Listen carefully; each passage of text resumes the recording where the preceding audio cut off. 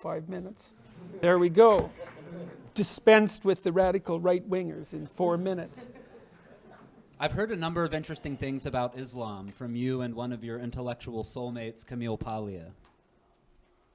Paglia says that men and women benefit in many ways from living in largely separate worlds, as they did in traditional European societies and obviously as they do in much of the Muslim world today.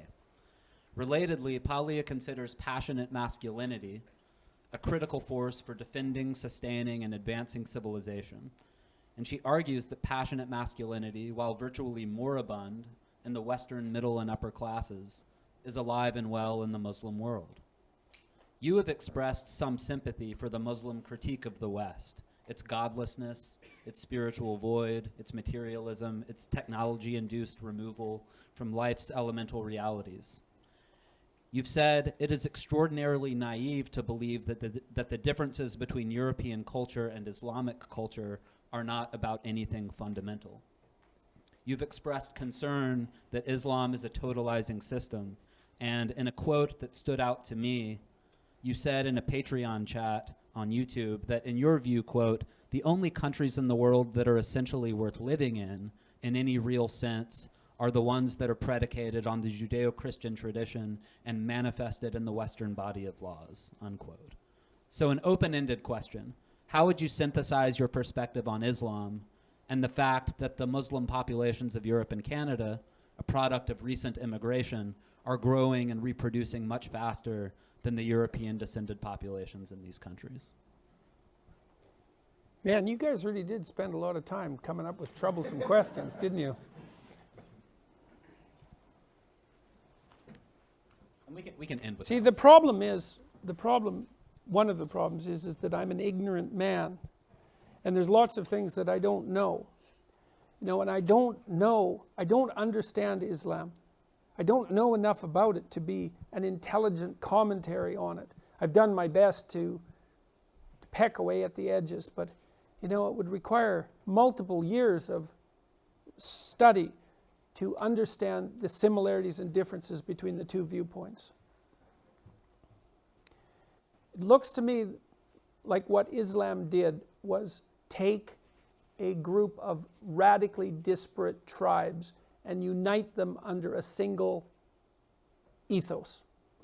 Of course, the Muslim civilization expanded more rapidly than any other civilization ever had, and occupied a very large part of the world, which of course it still does.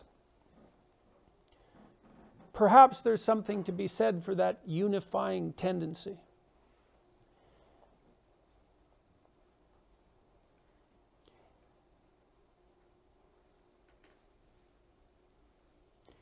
There's a problem, and maybe this is at the core of the problem. There's no distinction between church and state in Islam. And there is a distinction between church and state in the West. It isn't obvious to me, if it's the case that our culture is grounded in an underlying, let's call it literary metaphysics, something like that, a religious metaphysic. Part of the bedrock of our culture is the idea of the separation between church and state. And as far as I can tell, that idea doesn't exist in the Muslim world.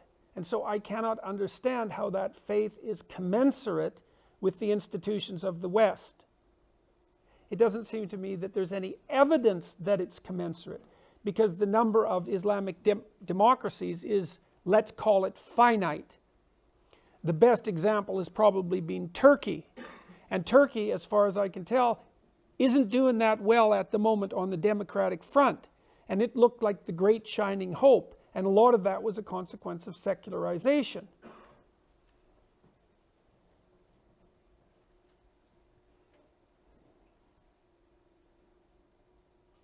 You know, I've spent a lot of time, when I was writing Maps of Meaning, for example, looking for commonalities among religious viewpoints. And I was able to find deep commonalities, I thought, between Buddhism and Christianity, and Taoism and Christianity, and Hinduism and Christianity, for that matter. It was a lot harder when it came to Islam.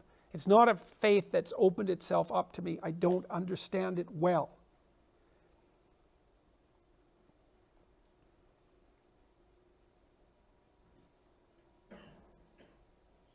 But I hope that people of goodwill can build a bridge between the two cultures, because the alternative is too gloomy to contemplate.